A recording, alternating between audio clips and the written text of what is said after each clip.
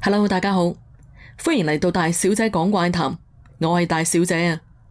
未 subscribe 大小姐嘅可以嚟 subscribe 咗我先，支持大小姐嘅老友記，幫手分享條 link 出去。今晚我哋會講兩個故仔，第一個故事主角叫天師，呢個故事有啲得人驚，驚嘅朋友要有心理準備啦。大家擔定凳仔坐好未啊？我哋開始講故仔啦。據阿天師講，前2個月夏天嗰陣，佢每次入廚房煮飯嗰陣，都會聞到一陣噏味。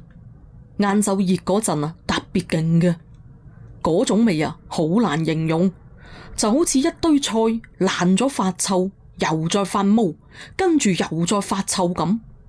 佢初頭啊以為係屋企附近新開嘅垃圾站處理得唔好，夏天先至會咁臭嘅。但係呢排晏晝嗰陣啊，嗰陣味啊越嚟越勁。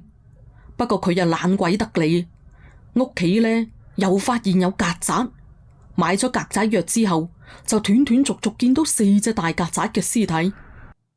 但係呢，佢都係冇在意，因為喺公寓嘅1樓門口同1樓嘅呢個樓梯口啊，都有見到過呢種死曱甴。不過最近搭 lift 都有異味，都係嗰種爛菜味啊。佢就覺得行到邊度都擺脫唔到呢種臭味嘅，硬係覺得係邊個住戶將食物嘅垃圾直接掉到電梯造成嘅。呢種臭味最近越嚟越濃。雖然房間就冇咩異味啊，但係天師夜晚就硬係窒醒，有時夜晚會醒3、4次嘅。佢都淨係覺得可能係最近失眠同壓力大，瞓得唔好。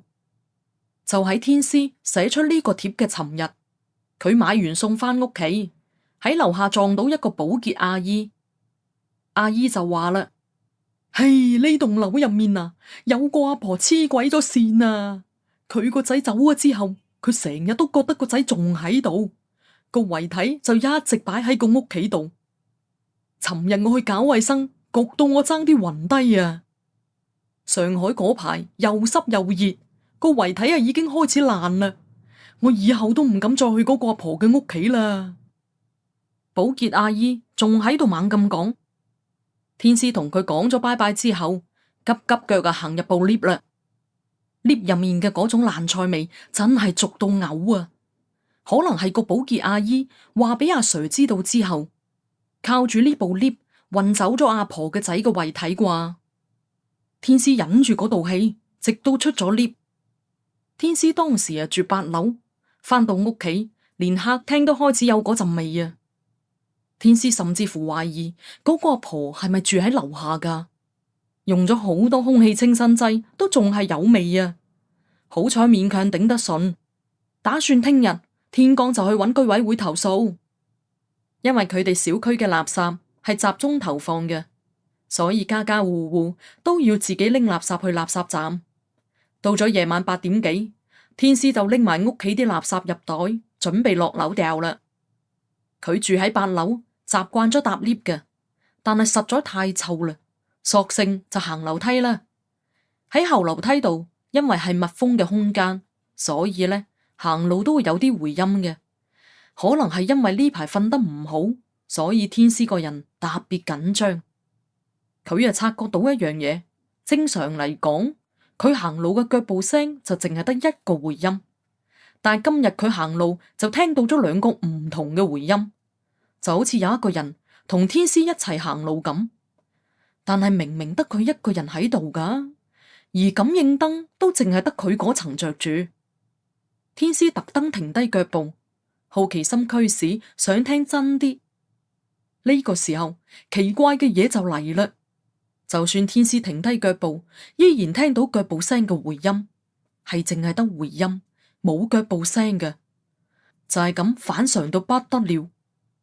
舉個例子啊，就好似你揸住個透明杯裝杯水，水入面明明咩都冇㗎，但係你就見到水面一下一下咁濺起啲水花，跟住天師揸住個垃圾袋就嘩嘩聲咁響。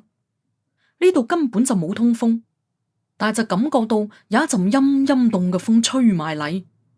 天師嘅毛管都凍晒起身，佢當時基本上都係跳住落樓梯嘅。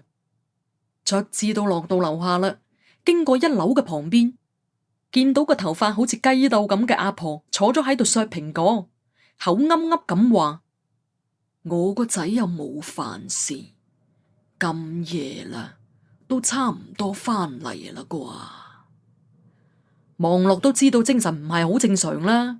當時天師成個人都震咗一陣，因為佢諗起朝早保潔阿姨隨口講嘅嗰個阿婆唔會就係佢啩。就喺天師呆鬼咗嘅時候，嗰個阿婆突然之間擰轉個身，望住天師手入面嘅垃圾袋，然之後口入面噏埋晒啲聽唔明嘅嘢。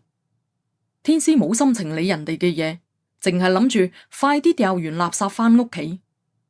就喺天師掉完垃圾翻嚟之後，見到嗰個阿婆仲喺電梯門口旁邊坐住，佢又冇諗住搭地啊，直接就行去樓梯口。因為樓梯嘅燈係感應燈嚟嘅，喺外面完全睇唔到入面嘅情況。天師一入樓梯間嘅門，感應燈居然唔着，佢嗱嗱臨揼咗2下腳，燈仲係冇着。明明落嚟嘅時候燈仲好地地噶，應該係壞咗。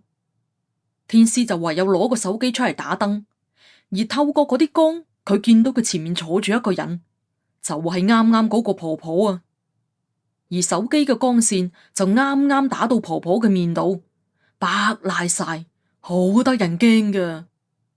天師當時對腳仔都軟晒，趷下趷下咁躝咗出去。呢下嚇到佢心窒咗下，但係令到佢覺得更加恐怖嘅就係個阿婆啱先唔係喺門口嘅咩？點解突然嚟到樓梯坐喺度噶？而且咁啱得咁巧，感應燈又啱啱壞咗。不過嚟唔切諗咁多啦，天師衫都冇換，身上面啊淨係得一部手機，即刻就跑到附近嘅網吧踎咗一晚。今晚啊講咩都唔翻屋企啦。好在當晚通宵打咗成晚遊戲，心情先平復咗好多。到咗第2日嘅朝早，佢翻到小區，喺樓下咁啱又撞到尋日嘅保潔阿姨。阿姨都冇理啊天師願唔願意聽嘅，就同阿天師講啦：哎呀，嗰個阿婆啊，尋日佢個仔個遺體俾人帶走咗之後，老人家本嚟心臟就唔係好好噶啦，受咗下刺激就走鬼埋添，係社區嘅人啊，同佢送米嘅時候先發現。唉，辛苦我又要去執多次啦。天師呆晒啊！嗰個阿婆尋日下晝過身嘅，咁佢尋晚撞到嘅係邊個啊？唔通係另外一個人？不過天師真係冇心情再諗落去啦，淨係想翻屋企攤低瞓覺。呢件事結束咗之後，嗰陣臭味就冇咗啦，總算係瞓得翻覺。大家可以大膽咁估下，嗰陣臭味會唔會就係所謂嘅屍臭呢？真係諗都唔敢諗落去啊！第2個故事係一位叫小輝嘅網友喺網上發帖，講述佢自己嘅經歷。小輝就話啦，發生喺前嗰排，佢考研之前，一個人喺某團上面訂咗間酒店，為咗貪近貪平啊嘛，去到咗之後，先至發現棟建築物成副棺材咁嘅樣。佢住喺走廊最入嘅房，即係尾房啊！而且住嘅嗰間房特別殘舊，一入去已經覺得陰森森，空調開住都仲係好凍啊！晚黑要着住外套冚被先至勉強瞓得着，而且嗰間房嘅牆紙上面有唔少燻黑咗嘅痕跡。佢嗰日啊12點幾沖涼嘅時候，因為一個人住啊嘛，就冇閂門，沖下沖下就見到房入面企住一個成身黑卒卒、燒到燶咗嘅人，成嚿炭咁。但係等佢捽完面、抹完眼出嚟一睇，冇咗。而且啱先講過牆上面有燻黑咗嘅痕跡啊嘛，佢心入面就諗啦，呢度之前唔知有冇發生過啲咩事呢？沖完涼之後，小輝又打開某團再確認一下，係咪自己訂錯咗房呢？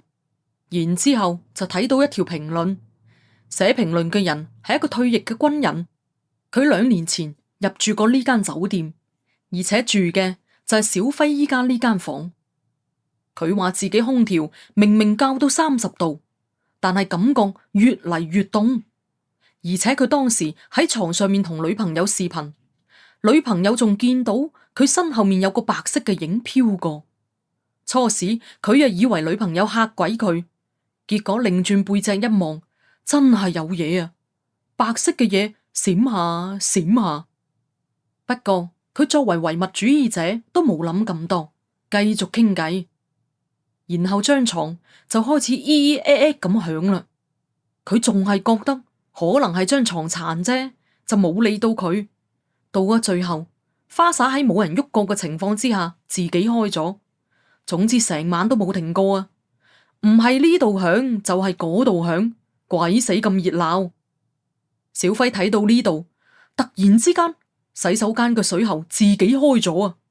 夾埋自己親眼見到嘅嘢，再加埋呢單，真係講唔出有幾咁難頂啊！而且流出嚟嘅水係啡色噶，好似血咁樣。而家諗翻，應該係水管生鏽，沖翻啲鏽跡出嚟啫。但係當時嘅小輝就嚇到鼻哥窿都冇肉，諗都唔諗就直接拎住行李去退房啦。呢個時候抬頭望到塊鏡，嗰個燒窿咗成嚿炭嘅人影就企喺佢後面啦。小輝本能反應，擰轉個身去睇，身後乜都冇。呢啲咪同經典恐怖片一樣咯。小輝拎住行李就想即刻衝出房啦，但係道門點都打唔開，因為房卡係連住電嘅，掹咗房卡，房入面就會斷電，黑卒卒，咩都睇唔到。小輝又唯有拆翻張房卡，再諗辦法開門。但係佢拆翻張房卡之後，電都仲係冇翻嚟，依然係黑卒卒，咩都睇唔到啊！